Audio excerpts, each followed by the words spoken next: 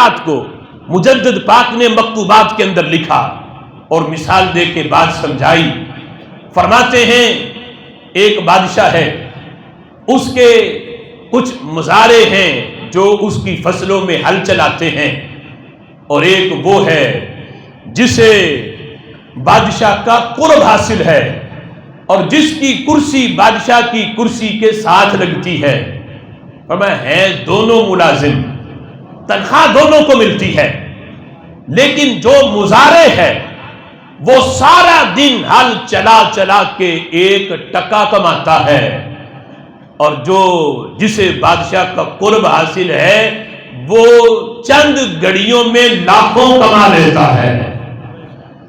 جو مزارع ہے وہ سارا دن کام کاج کر کے تھک جائے، اور جسے قرب حاصل ہے، جس اے سی کی ہوا میں بادشاہ نے بیٹھنا ہے، اسی اے سی کی ہوا میں اس کے مقرب ترین بندے نے بھی بیٹھنا ہے۔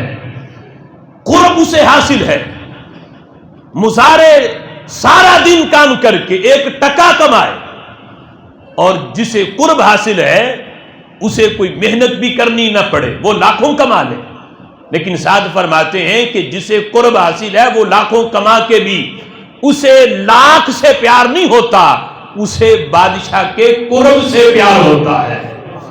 اسے اس بات پہ فخر ہوتا ہے کہ مجھے قرب حاصل ہے۔ تو اس پہ مجدد پاک فرمانے لگے کہ ہماری حیثیت مزارع والی ہے، اور ہمارے آقا علیہ الصلوۃ والسلام کی حیثیت اس مقرب جیسی ہے جسے بادشاہ کے ساتھ قرب حاصل ہے۔ ہم ساری زندگی عمل کریں تو ہمیں وہ مقام نہیں ملتا جو رب ذوالجلال ہمارے آقا علیہ الصلوۃ والسلام کو ایک سجدے میں عطا فرما دیتا ہے۔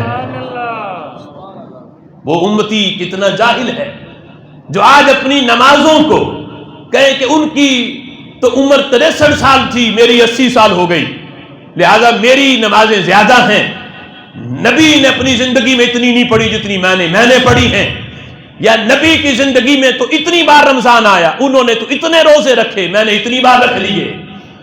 جو نبی کے عمل کو اپنے اوپر قیاس کرے، اور وہ جاہل امتی جنہوں نے کتابوں میں لکھ دیا کہ امتی عمل کرتے کرتے نبی سے آگے نکل جاتے ہیں، انہیں سوچنا چاہیے جاہلوں، بعد والے ہزاروں سال بھی عمل کریں اس مقام تک نہیں پہنچ سکتے جو اللہ کا نبی ایک سجدہ کر کے اللہ کی بارگاہ میں حاصل کر لیتا ہے۔